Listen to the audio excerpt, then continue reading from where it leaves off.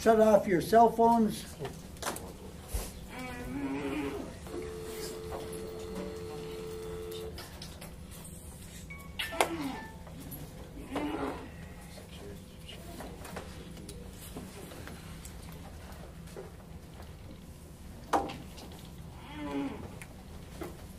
And there's copies of the agenda and the resolution on those chairs right there.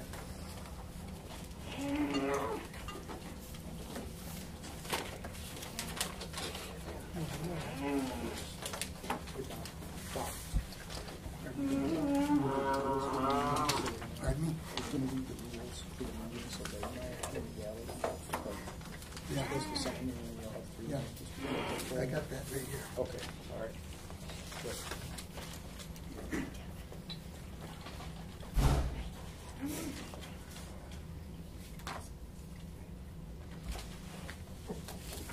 We're going to call this meeting to order. My name is Bob Banashek. I'm chairman of the Langlade County Board of Health.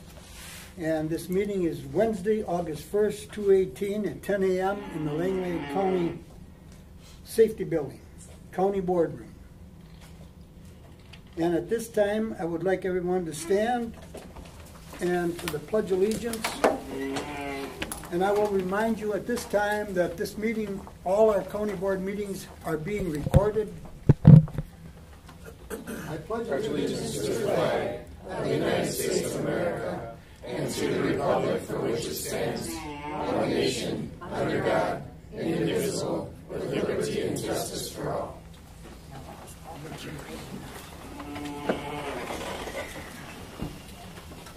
This time I'll call to order the Board of Health. Okay, I'm going to do it right now.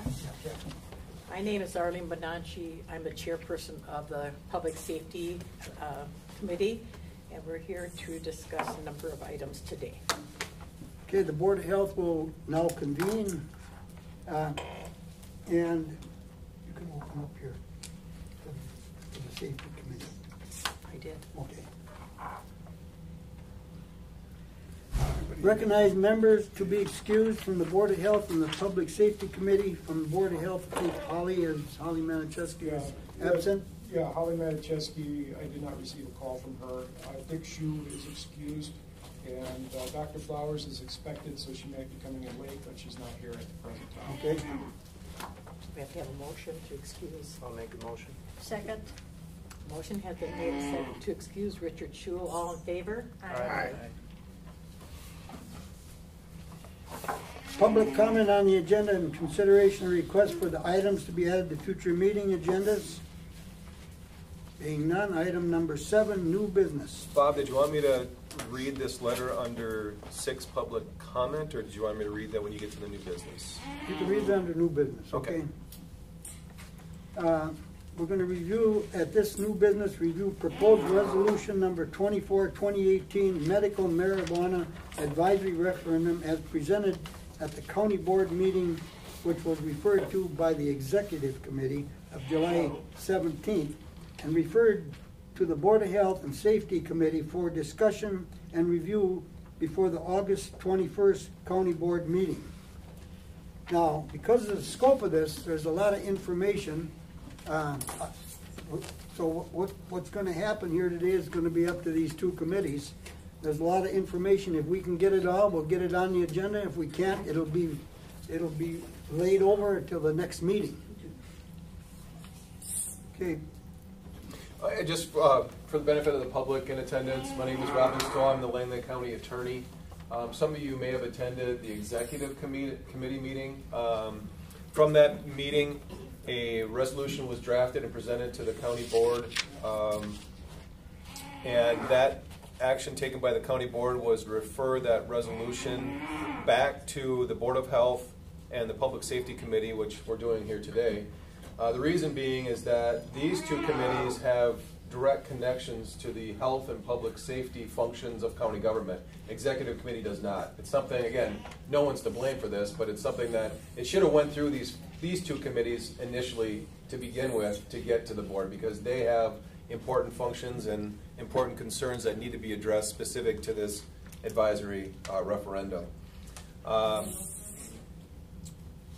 The district attorney, who does also work with the Public Safety Committee, Elizabeth Giebert, could not be here today, but she wrote a letter to the committee, and I'll read, the committee wants me to read it to those in attendance. This is from Elizabeth Giebert, if I'm pronouncing her last name correctly, District Attorney, Langlade County. This is regarding Resolution 24-2018 Medical Marijuana Advisory Referendum. Dear Supervisor Bonacci and Supervisor Benishek, these two supervisors are the chair of these respective committees, Board of Health and Public Safety. As the Chief Law Enforcement Officer for Langlade County, I have to express my deep reservations in regards to the County Board considering this resolution regarding medical marijuana. My concern is that marijuana is an illegal substance in the state of Wisconsin, but more than that, marijuana is a substance that does not have a sufficient level of established scholarly research to have it safely used in our communities.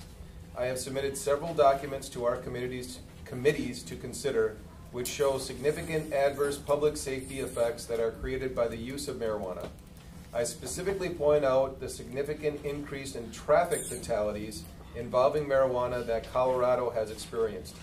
First, when it was legalized for medical purposes, then even more when it was legalized for recreational purposes. Sincerely, Elizabeth Giebert, District Attorney, Langlade County. Yeah. Bob, Arlene, if I may, and I know some of the members might have some overlap with the executive committee, and I know some of the same people, at least from the faces, appear to be in attendance from not only county board, but the executive committee meeting. I just wanted to give, for the benefit of everybody here, an overview, same overview that I gave to executive committee about referendums in general, and then more specifically about this referendum that was requested. There's basically three types of referendums that counties can consider. This advisory referendum is one. A contingent referendum is another. Both advisory and contingent referendums are not required. So the county board is not required, you're not required to put forth this advisory referendum or a contingent referendum. It's your decision whether you want to explore those types of referendum or referenda. The advisory referendum, what that is about is if you're seeking to make some form of policy decision and you want the advice of the electorate before you're going to make that decision, that's an advisory referendum. The contingent referendum is where you actually are taking an action. County board adopts a resolution and it's contingent upon passage based on the public support in the form of a referendum. You could do that. I mean, we could have been doing that for years. Really would slow down the process, and there's costs associated with it. Is Judy here? Judy Nagel? No. Who's clerking the meeting? Okay, sorry. So, but that's something that Judy could discuss also with us, is the cost, the county's cost when we go to referendum. But anyway, you could do that. So any resolution, you're going to purchase a piece of equipment. Again, I don't know why you do this, but you could say, well, we also want the public support for this. So we won't buy this piece of equipment until a referendum is passed by the electorate. So the other type then, the third type, is it's required. It's a procedural referendum, and the best example I can give to you for that is in order for the county to increase its operating levy, its tax levy limit, the only way we can do that is with the approval of a referendum. Okay? That's required. So you'd be required to do that. This falls in a category, I'm just making it clear to you, it's not required. You're not required to do this. Okay? Public is asking for it, but you're not required to do it, just so you're clear on that. As far as this referendum specifically, it's my understanding that the last date to get it on the November ballot is August 28th. I hope I'm getting that date correct. At least that's the date I recall that Judy Nagel, County Clerk, was identifying for us. There are costs associated with running a referendum on a ballot. I don't know exactly what those costs are. Those costs are greater if you're going to do it on its own. Mm-hmm. That's the only thing you're going to have to call out for that election is an advisory referendum question or a referendum question. That's it. So usually when you do this, you want to target an existing election ballot cycle. So that's what we're working with. Just to be clear, you could do this on its own. You could present this on its own specific date and time to be considered, but there'd be much more costs associated with that. That's why we're targeting the August 28th. If you go beyond the August 28th date, just so we're all clear, it will not, cannot appear at the general election in November. Won't.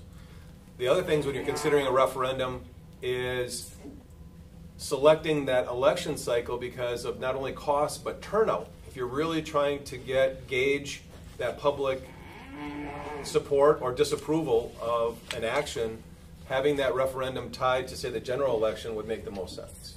So, just again, want to specify that. Any questions about anything that I've presented so far? Okay.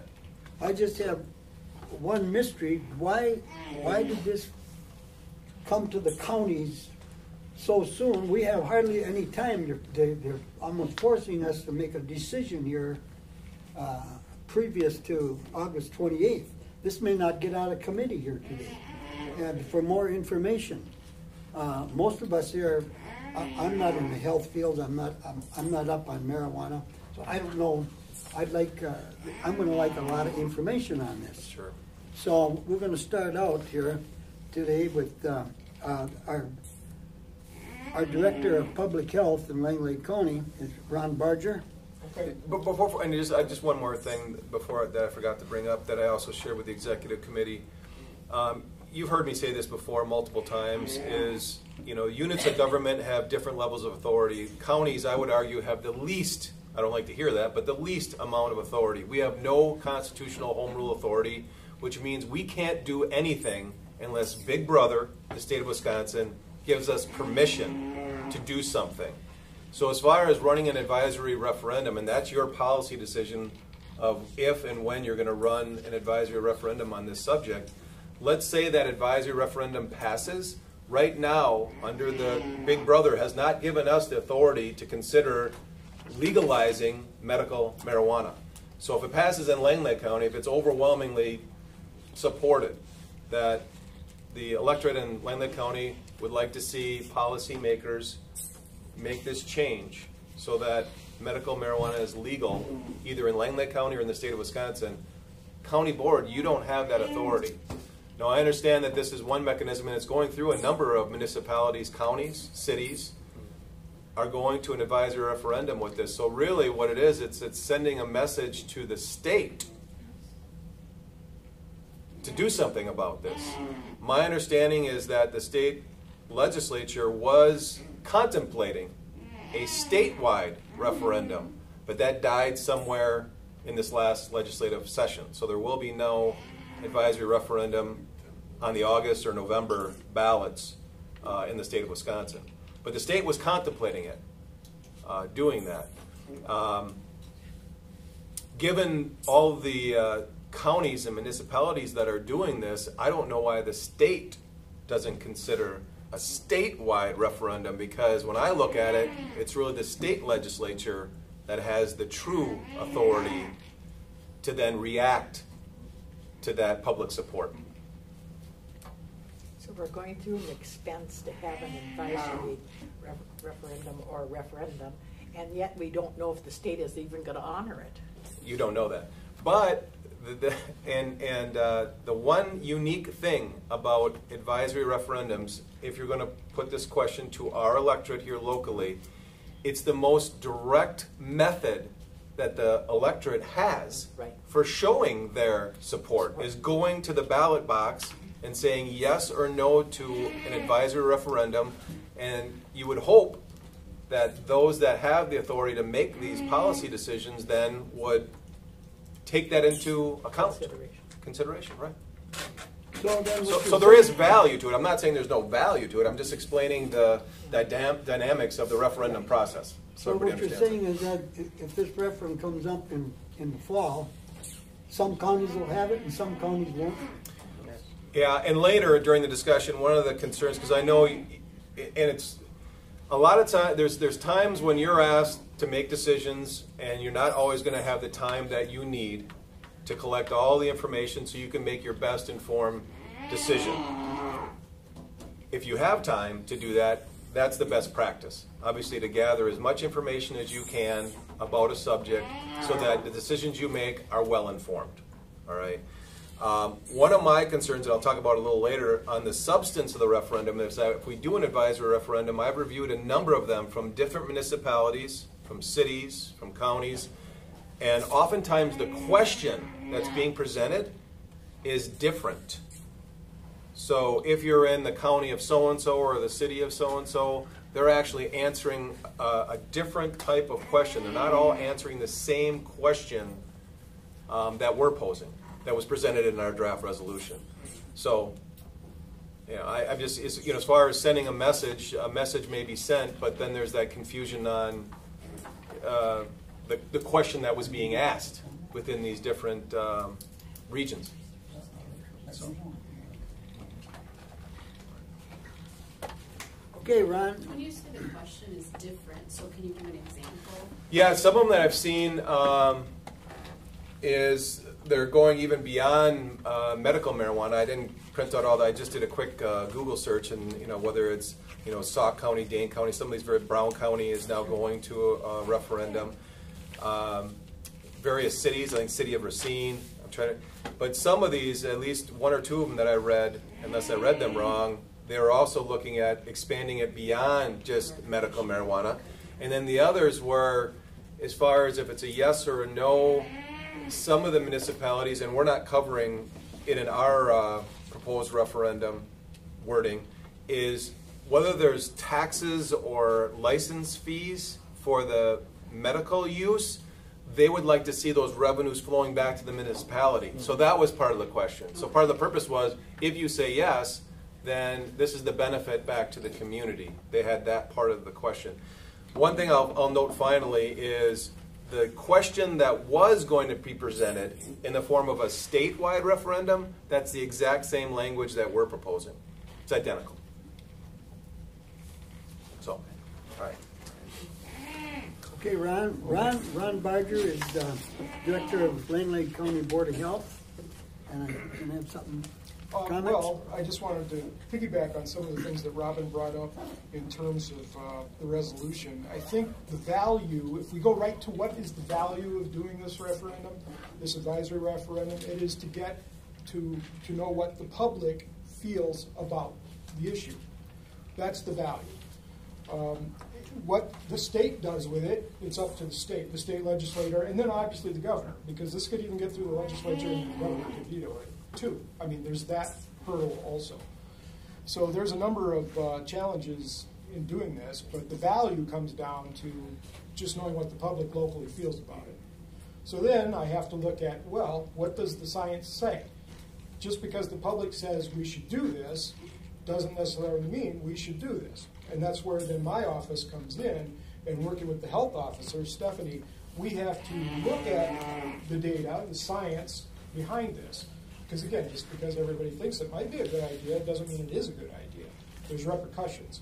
And we'll probably hit on some of those with various people here today and their opinions. But in wading through the science, and again, I have a number of things here from the state, like this one's from the state, this one's from NACHO, that's the National Association of City and County Health Officials. I have a statement on the position from the Veterans Administration. I have the legalization of marijuana in Colorado impact statement, based basically from law enforcement, very thick. I did not make copies. A position statement from the DEA regarding marijuana, and I'm hoping I can get a little bit of input from John if he's willing to give me some of his opinion on this, but that'll be later. And then I also have the Marijuana in Wisconsin report from June of 2016, sponsored by the state. I read through this stuff, and basically it all boils down to the same thing. They're not necessarily taking a position and saying, oh no, don't do it. What they're saying is there's not enough science behind it, just like what Elizabeth Giebert said in her letter, to say that we are for this or we are not for it. If you look at the science, there's not enough data there to show it yet. The FDA has approved a couple of different cannabinoids already. So the science is being done, the approval process is being done, but that's a very slow process. I understand that.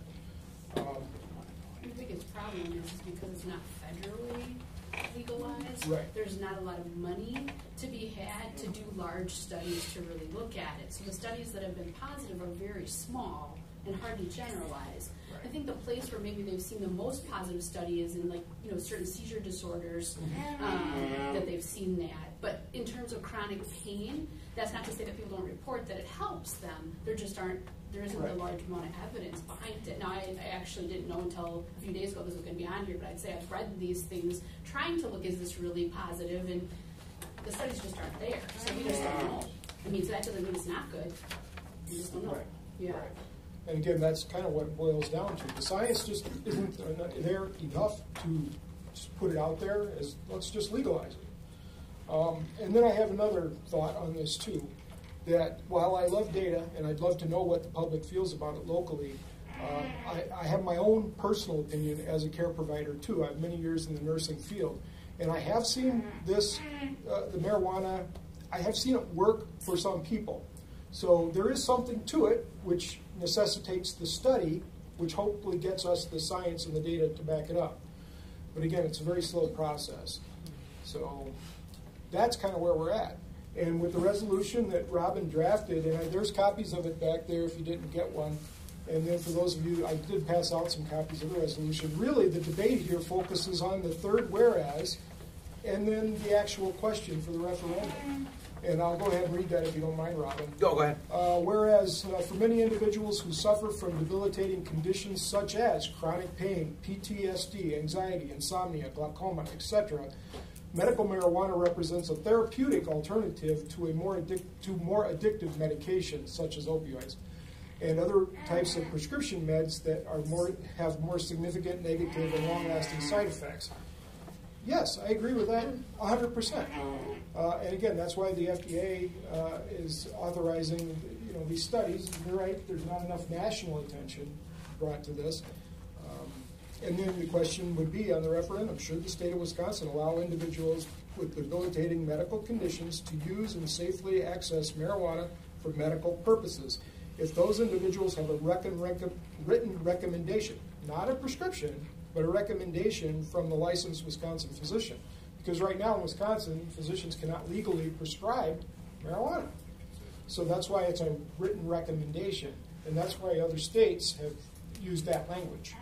It's because it's not a prescription. Because again, the federal government says, you're not supposed to do this. This is an illegal substance. A number of states have come forward, and if our last national administration that we had kind of turned a blind eye to it, and just said, well, we'll just let the states kind of do what they want. All right, but now with the current administration and the saber rattling, they're saying, we're not, we're going to be cracking down on this. I was at a convention and Jeff Sessions was there and I heard him speak, and he was definitely not for legalizing marijuana. So he was taking the party line on that, and I understand that. So again, it all boils down to basically, are we willing to let the people speak to this? And I'm putting it back to the people that they be informed so they make an informed decision when it comes to voting on such a resolution. It's non-binding, so where's the harm in it? That's the question. So, Steph, did you have anything? I think you covered everything that I'm going to ask John if he wants to speak. Go ahead. John, would you like to speak, please? Come up forward.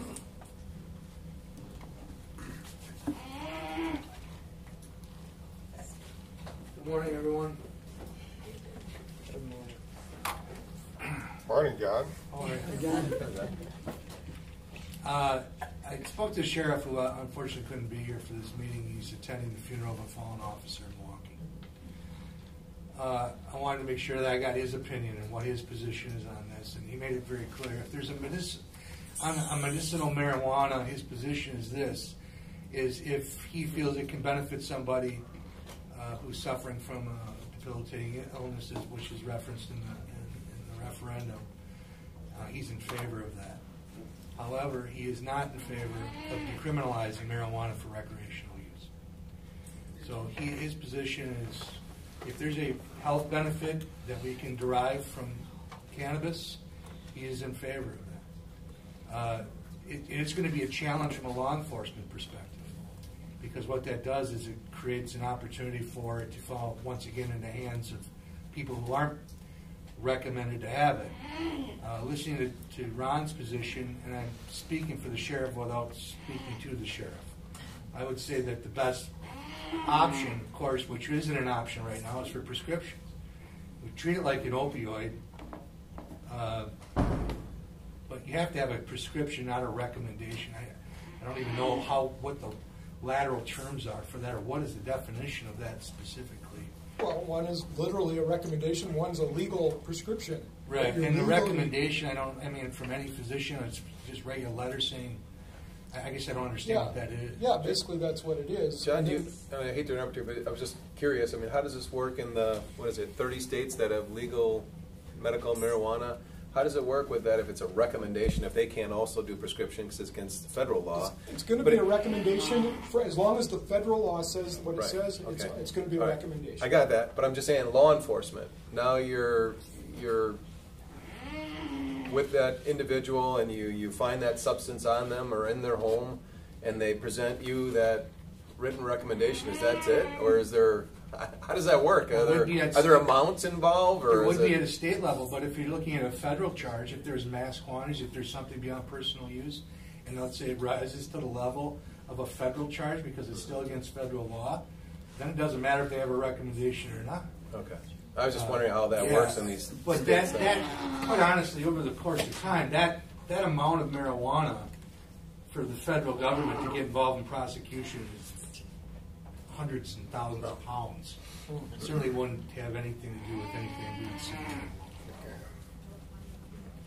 So I guess the sheriff's position is pretty clear, I guess, in my opinion. I can certainly answer questions if anybody has them.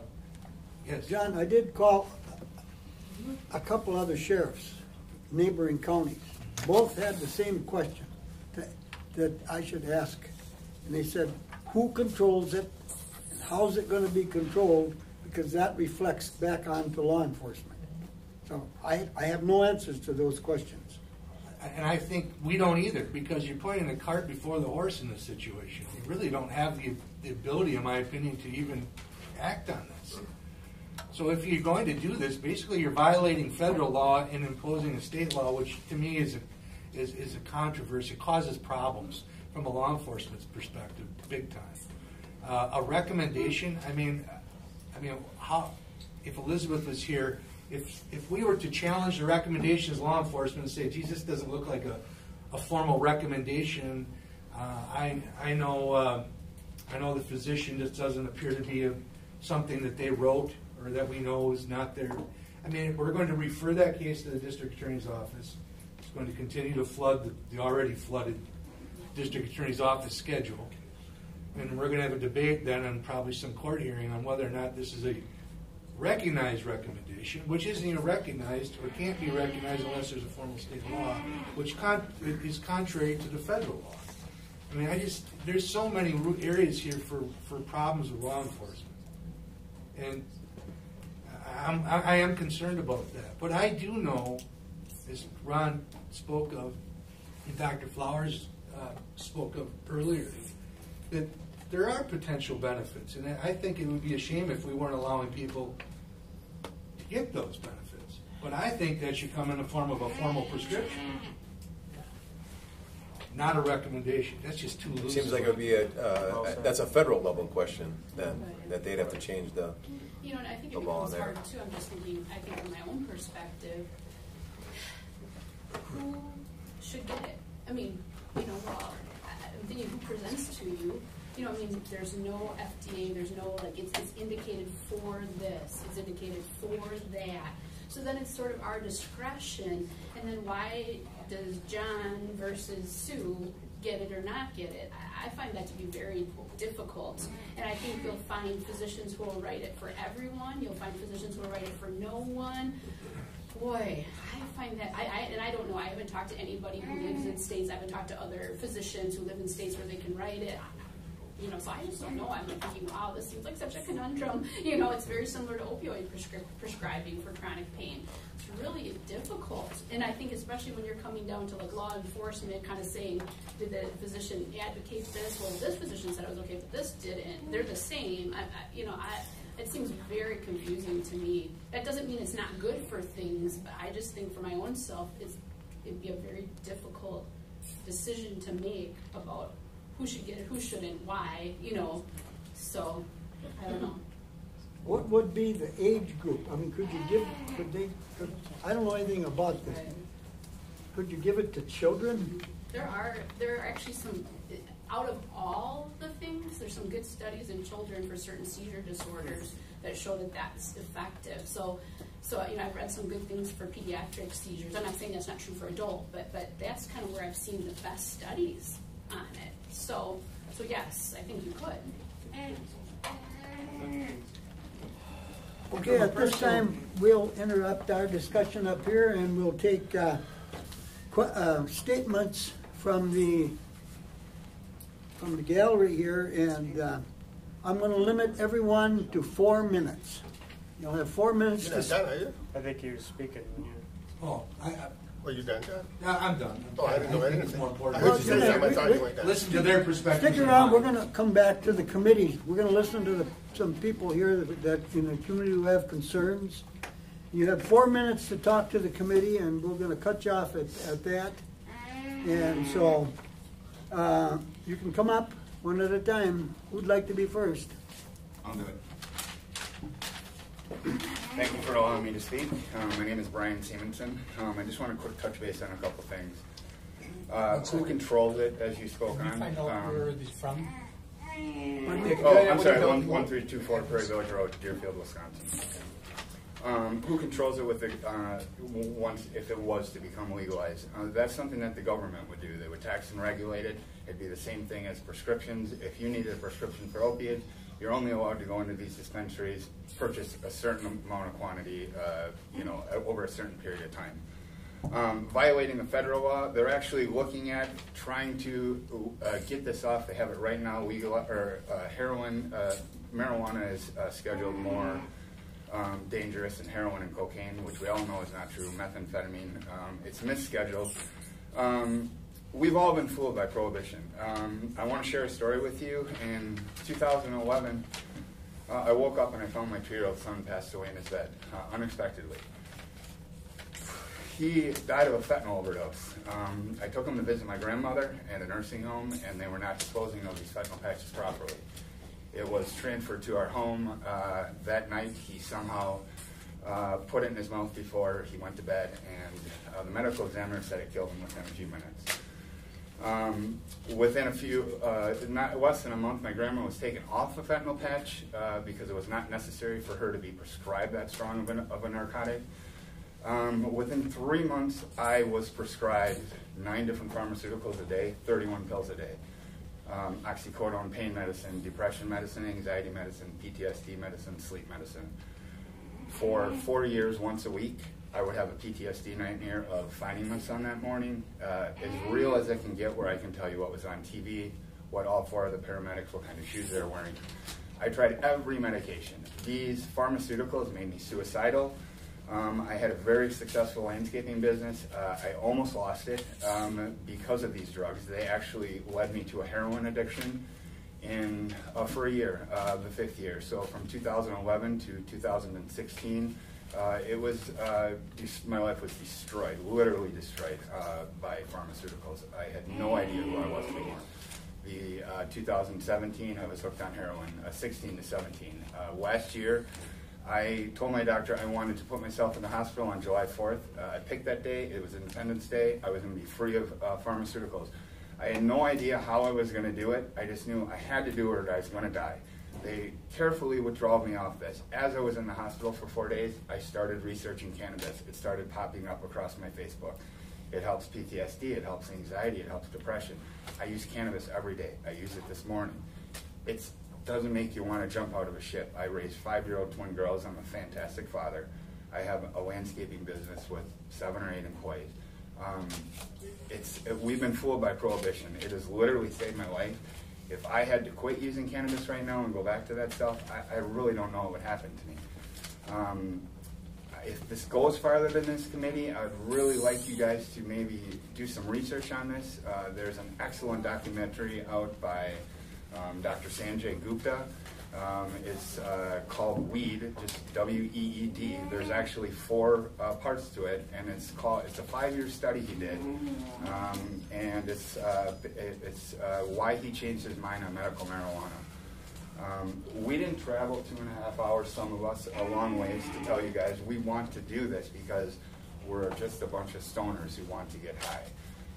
This is medical. This is helping us from being staying away from dangerous, addicting, and potentially fatal pharmaceuticals. I know that it's such a touchy subject, and nobody's going to think that you guys are legalizing cannabis. It's just a question. Thank you. We want to thank you very much for Thank you. appearing here. Someone like to be next?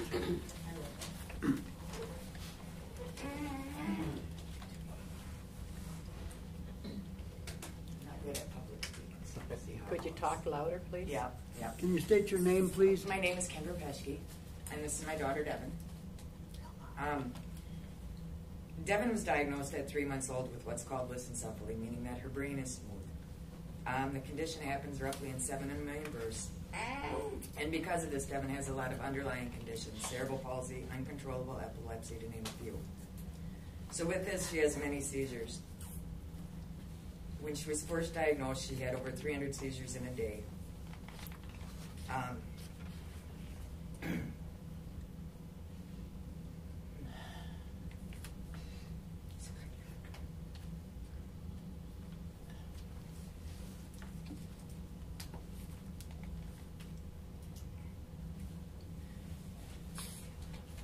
you want me to read it from there?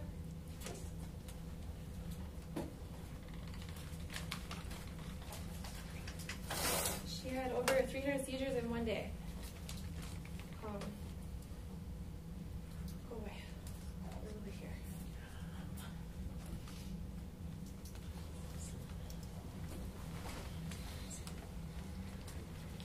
Oh yeah, could you imagine what it's like to watch someone have over 300 seizures in one day? Well, I didn't have to imagine it. I was living it.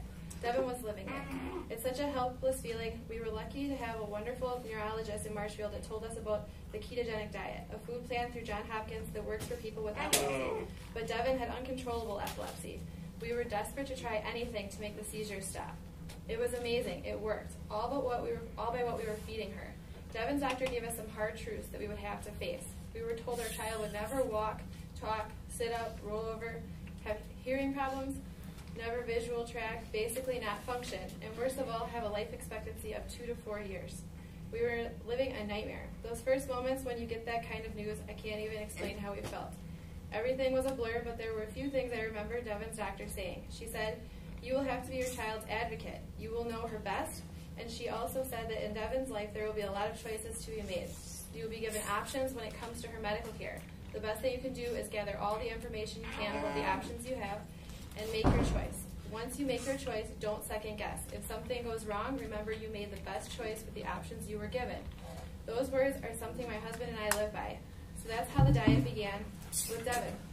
It was the best choice, although no one was sure if it would work. It came with its own side effects, but so did all the other medication options. Those were our options. We knew that as Devin grew, her body would change, and we would forever be looking for ways to keep the seizures under control. As some time went by, we saw more seizures again. Options, medications with side effects. We have gone through many kinds, giving Devin shots in her legs twice a day, to getting a doctor's prescribed drug from Canada that wasn't FDA approved. But we were making the best choices from the options we were given. Many worked for a while, but for some reason, whether due to tolerance or side effects, things have to keep changing. Devin was making gains, though. She sat up on her own. She could wave. She could army crawl. She could walk in a gait trainer, smile, laugh, visual track, and best of all, say mom and dad, to name a few.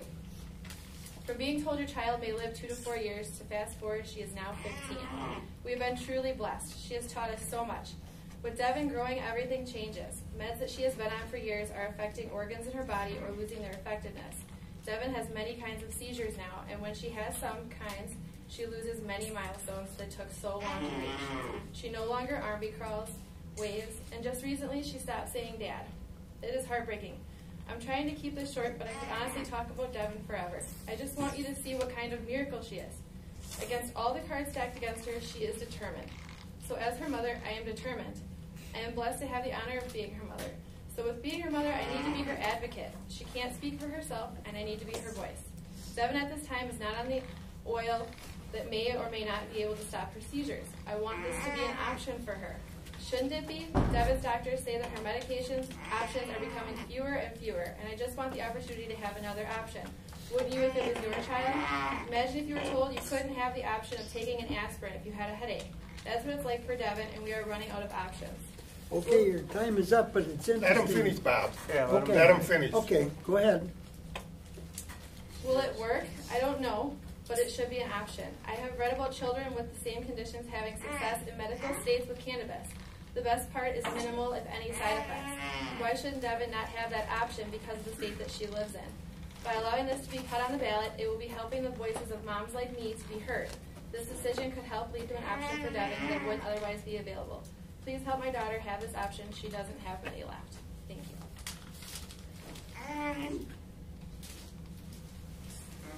you. So you've run out of options. Pretty much. Mm-hmm. Interesting. And I will attest, Devin is a fighter. And she's an awesome child. She is. And Mom is the best advocate and the best mom I've seen. So Thank you for coming. thank you. Who'd like to speak?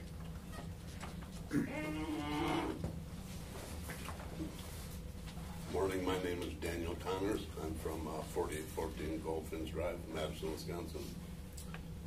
I'd like to start with mentioning about what a referendum is.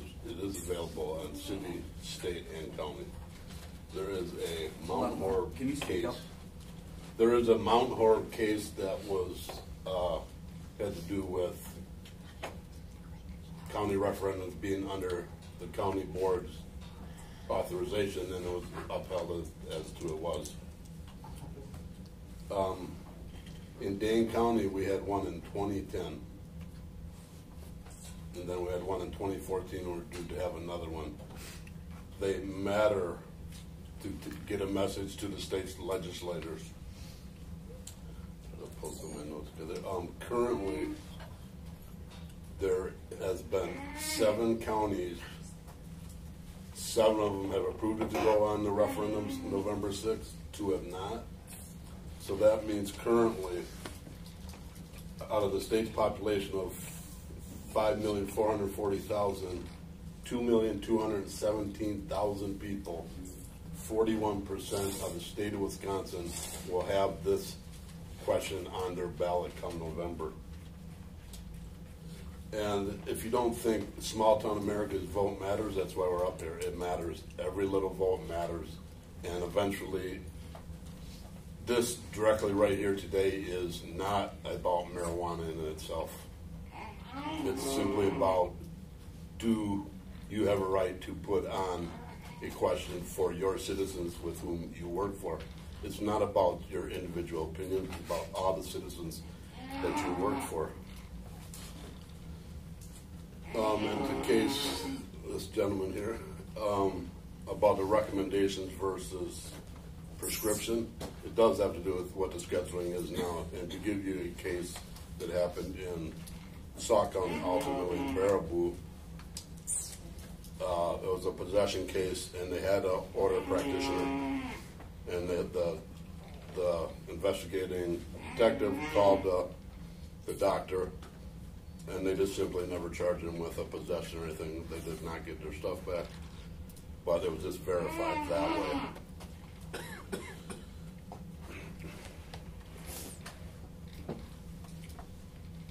And also, I was in part of Monona, Wisconsin for Madison Normal.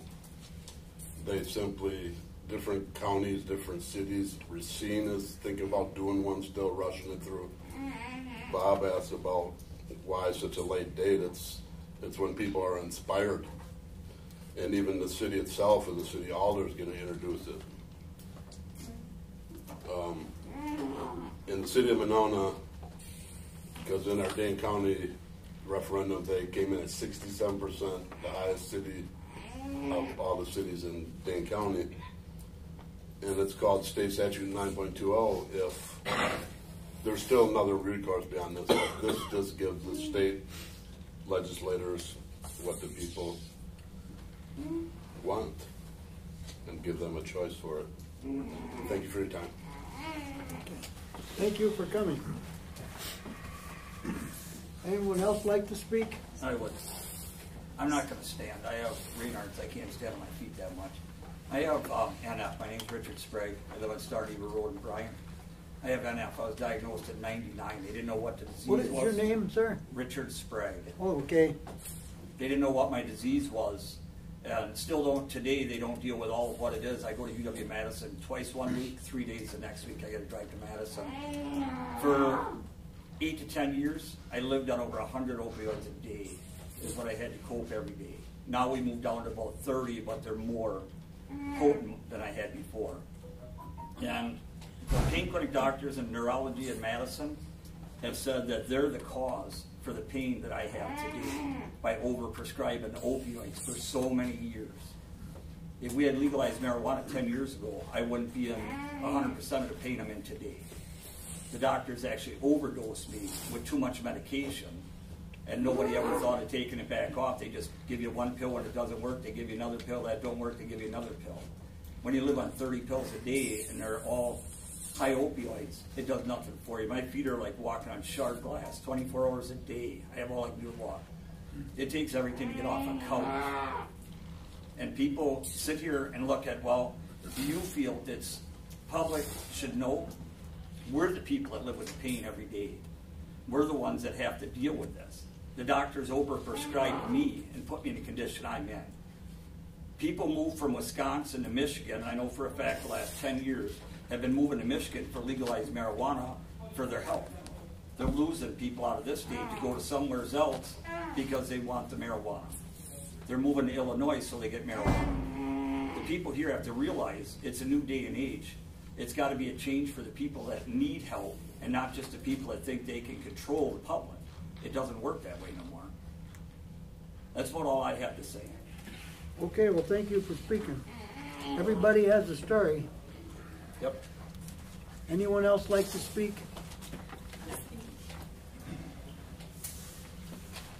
I just want to say hello, my name is Michaela Gilbert. I'm from Antigo. I want to thank everyone for listening to all of us speak. I'm here today to ask you to allow this to be placed on our ballot in November. I believe it's our right as members of this community and county to have an opinion and voice about such an important issue. You may not agree with medical marijuana, but the issue of whether it has medical benefits should no longer be a question. All of our surrounding states and the entire country of Canada is allowing it for medical use. In 1970, Congress placed it as a Schedule I of the Controlled Substances Act, and because they considered it to have no acceptable medical use. Since then, 31 of 50 states and D.C. have legalized the medicinal use of it. Ultimately, the issue is not about laws, science, or politics, but sick patients. Making no distinction between individual circumstances of use, this war on drugs has also become a war on suffering people. Legislators are not healthcare professionals, and patients are not criminals. We are all, however, human. We are parents, children, husbands, wives, and siblings. Can you stand here today and tell me that if someone that you loved was sick or dying and could be helped from a plant, that you wouldn't want that to be an option for them, or wouldn't try it? Can you look at Kendra and tell her that Devin should not have medical cannabis as an option?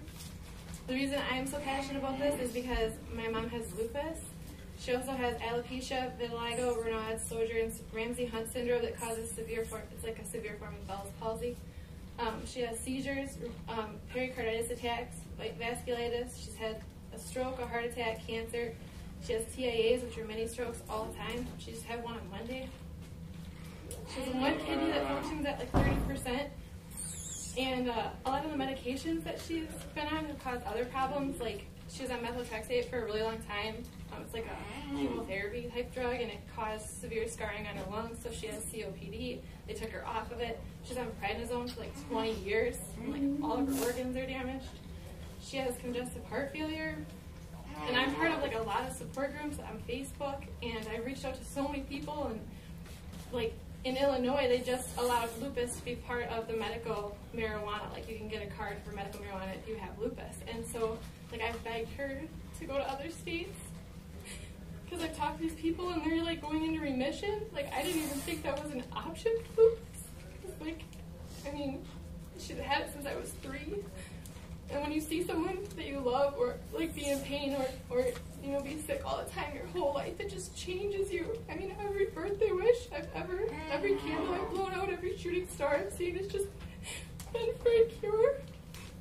And like now I have 2 little boys, they're 2 and 5, and like they love nobody more than my mom. And like it just kills me that like because we live in Wisconsin and not Michigan or Minnesota or Illinois, that she doesn't even have the option.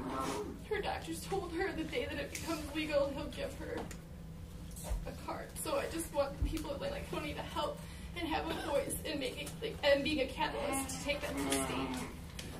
I just think it's our right to have that option. Thank you. Thank you for telling us your story.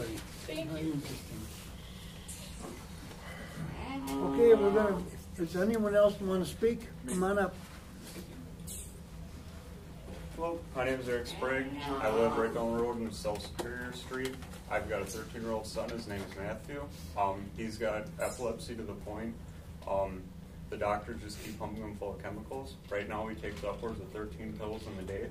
One of them he takes 3 times a day just to purge the other chemicals out of his system. Before he was prescribed this pill, my son would go to school and I would get calls seemingly being drunk, lethargic, falling asleep just because of his pills. I struggle with the constant dilemma of being a good father or a crappy father because if I move out of state, I can help my one son who cannot get help through the UW system. I signed up in 2014 when it was first a medical pilot program.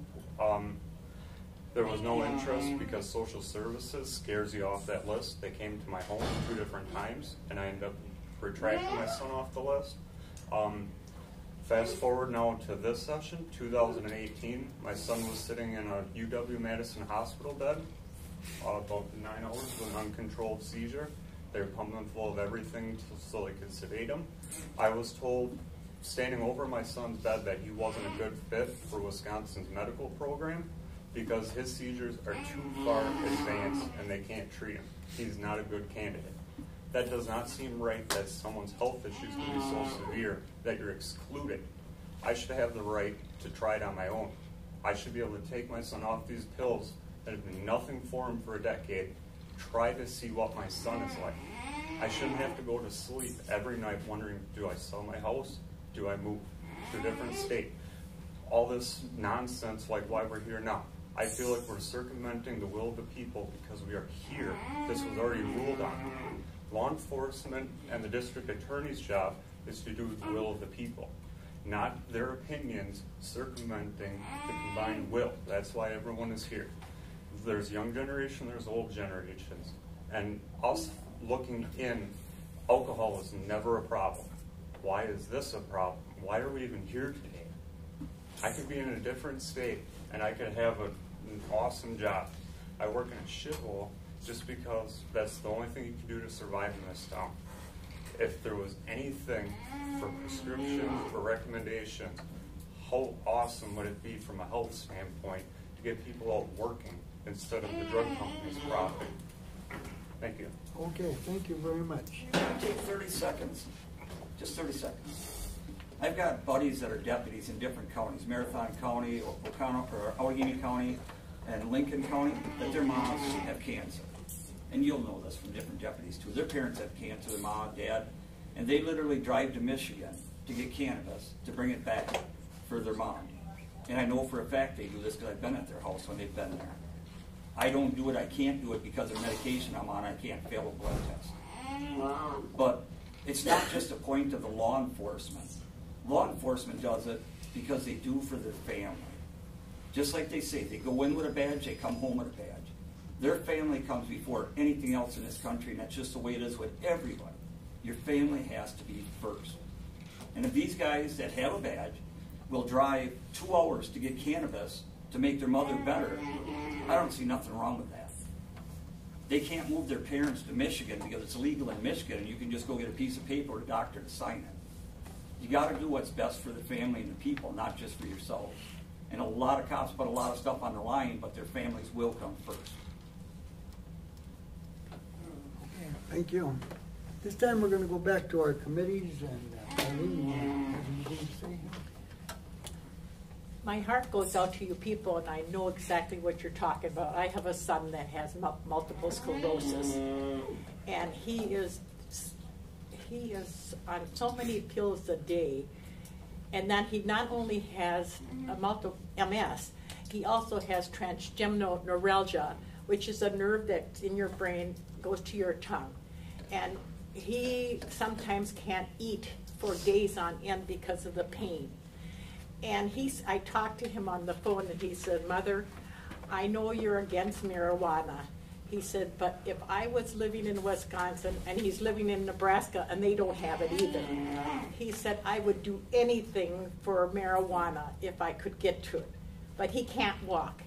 He's in not a wheelchair yet, but he has the scooter. And so he can't travel anywhere to get it. And so I know actually it worked, because he did get some illegal marijuana, and he tried it. He said, Mother, you are not going to like me when I tell you I got something illegal. But he said, I did. I begged for it. I begged a friend, and he gave it to me, and it works. Mother, it works. And so my heart goes out, and he said, if you don't vote for that, he said, I'm going to be really not very happy with you. And so I know exactly what you're saying, because he's on so much medication. He has had 4 surgeries for trigeminal neuralgia. One in the every year for 4 years. It works for 1 year, and then he goes back to the same thing. He is on pain 24/7, all the time. There's not a day that doesn't go by. I'm sorry for your son. I just would like to add that a board of director, a member of Madison Normal, who's on the board of directors, she's over a year clean on like over 12 or 14 different pharmaceuticals for MS, and she quit all that with cannabis, and she says it saved her life. She goes to work every day now. So, like I say, I wish in some way we could make it illegal, but I guess we have to also send it to, I think we have to send it on and let the people speak. Thank you. Thank you. Okay, we're going to limit the committee discussion at this time. Committee, do you have anything you'd like to say here? I spoke earlier of the evidence, the science part of this, and how it doesn't necessarily, we don't necessarily have enough science to back it up. But we also need to take into account the anecdotal evidence also. And I think it just proves basically what I was saying before, that there is something to it. We haven't determined necessarily what that something is yet, because the science hasn't shown it. We'll get there, I think. But I just don't want to discount the anecdotal evidence, because I think sometimes we're too quick to judge based on the lack of science and the data from that. And I'm guilty of that myself. I'm a data guy. But I agree, Arlene, with what you're saying, in that the people need to have a voice. And if you, as an elected official, represent a certain amount, or a certain segment of the population, and all of those people say, this is what we want, you shouldn't necessarily, as an elected official, say, well, I'm going to ignore what you want, and I'm going to vote what I think. So I guess that's my 2 cents. That's why I say we have to let the people, because I myself, I know how I'm going to vote if it came to, because of the fact that I see so much pain that when I go down there, in fact, I'll have to tell you, when I was down there in April, I came down with the shingles really bad. I could not even say goodbye to my son. He sat inside the door. I sat outside about 6 to 8 feet away, and he in so much pain, he couldn't even say, Mom. He was in so much pain that day that I cried all the way home from Omaha to here, which is 10 hours of driving, knowing that my son was so very, very sick. So Can I give you some hope with all your Okay, we're limiting the discussion now to the Board of Health and the Safety Committee here. Before you is the question of what you want to do with the advice. Okay, I just want to say something. That's what I'm asking you. Just a second. The question is here before the committees is what do you want to do with this referendum? Okay, go ahead. Okay, I want to say for Arlene, that was a hard thing to come up with. And yet, when you're with family that's in pain, then you look at it differently. For the police department, for Weston's statement, I think that's a perfect answer. When it helps certain people. I want to look at it, drug wise, do the study. That's going to go on for years. There's not enough data in Wisconsin to come up with data. So I wanted to go along with what Elizabeth had, and I looked at all that stuff that she emailed through the computer and that, and I actually copied some things down on hard copy, but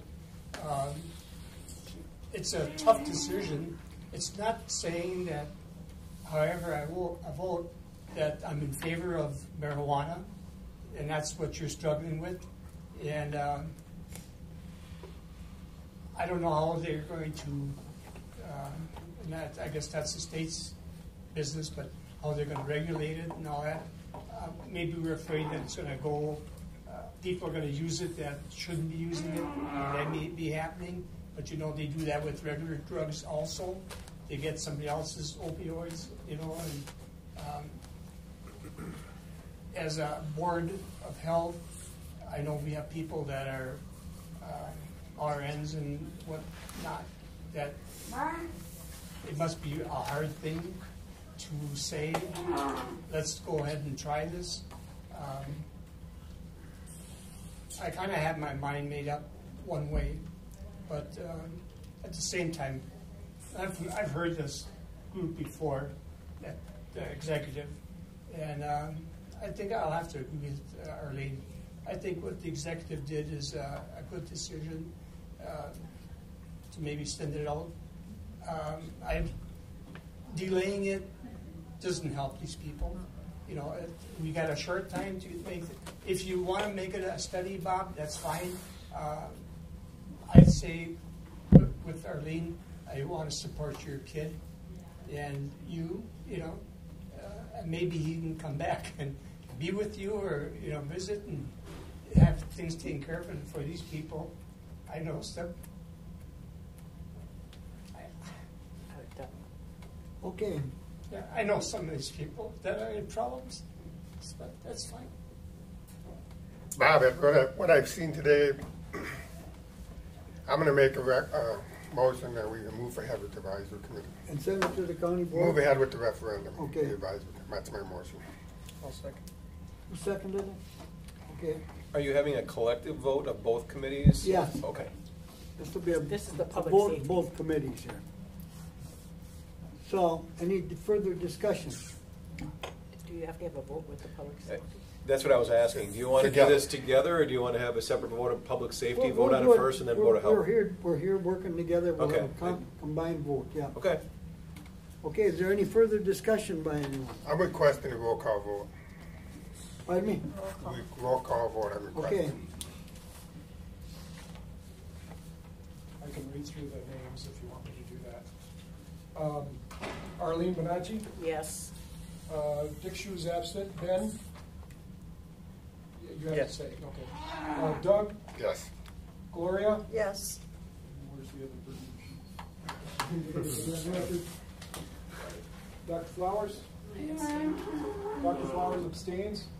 Bob Benishek? Well, I'd like more study, but I think that it's going to come to a head sometime, so I'll vote yes. Reinhardt? Yes. Dr. Jeffrey Nielsen? Abstain. Dr. Jeffrey Nielsen abstains. And Judy Popelka? Yes. Yes, she voted yes. So the motion is approved, and it'll move forward back to the county board with support from the Board of Health.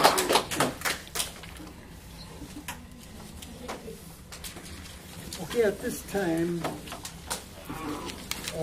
Number 8 on the agenda. set the date for the next meeting for this joint committee. There will be no. Right. Board of Health is to meet and we'll meet right after this meeting. We're going to have a 5-minute recess in between, and then the regular Board of Health will meet. And then the public safety will meet on its regular date, August 7th at 9 o'clock here in the county boardroom. We will stand adjourned for 5 minutes. Make the motion.